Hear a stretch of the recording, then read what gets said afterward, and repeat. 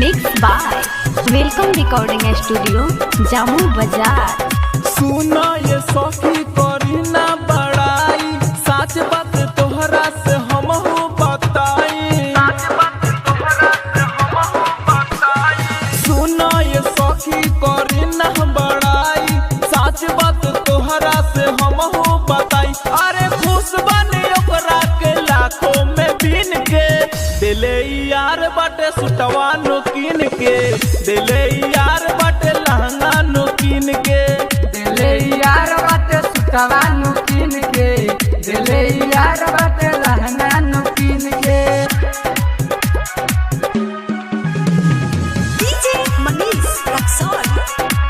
Mix by welcome recording studio Jamu Bazar. उहे लफिया दिले बाटे, किन पायल दिले बाटे, किन पायल दिले बाटे। उहे लफिया दिले बाटे, किन पायल दिले बाटे। मोरे ला लोग जब निकली पहिन के, दिले यार बाटे लहंगा नु कीन के, दिले यार बाटे चोली नु कीन के, दिले यार बाटे लहंगा नु कीन के, दिले यार बाटे चोली नु कीन के। DJ Manish Raxaul. Mix by welcome recording studio Jamu बाजार।